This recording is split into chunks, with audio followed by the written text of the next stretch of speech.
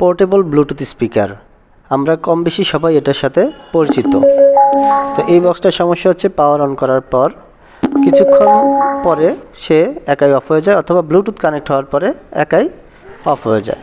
তো এটাকে আমরা প্রথমে চার্জিং লাগিয়ে দেখব চার্জিংয়ের সাপোর্ট অবস্থায় সে অন থাকে কিনা। এখানে দেখতে পাচ্ছি আমরা এটাকে যখন চার্জিংয়ের সাপোর্ট দেওয়া হচ্ছে বা চার্জার লাগানো অবস্থায় এটা অন থাকতেছে, কিন্তু চার্জার খুলে ফেললে এটা অফ হয়ে যায়।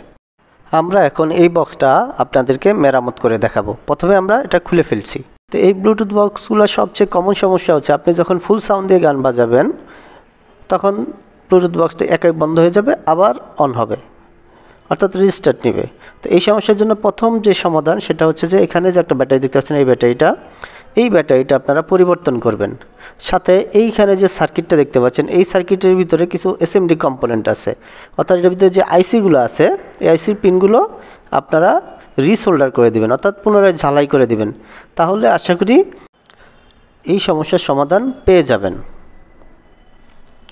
তো এখন আমরা এই যে একটি নতুন ব্যাটারি নিয়েছি, এই ব্যাটারিটা শুধু এখানে রিপ্লেস করে এটাতে বসিয়ে দেব। আমরা ব্যাটারিটি রিপ্লেস করে বসিয়ে দিলাম। বসিয়ে দেওয়ার পর এই যে আপনারা দেখতে পাচ্ছেন এটা সুইচ দেওয়া ছিল, স্পিকারটা অন হয়ে গেছে।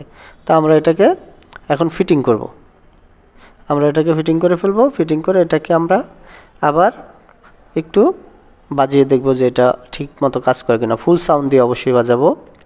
এটার ঘন ঘন অফ হয়ে যাওয়ার সমস্যার সমাধান হচ্ছে ব্যাটারিটা পরিবর্তন করা ও সার্কিটটাকে রিসোল্ডার করে দেওয়া। কিছু কিছু ক্ষেত্রে সুইচ থেকেও প্রবলেমটা হতে পারে, সেক্ষেত্রে আপনি সুইচটা চেঞ্জ করেও দেখবেন।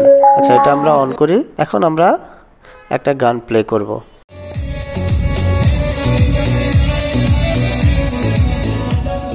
সবাইকে ধন্যবাদ জানিয়ে এখানেই শেষ করছি।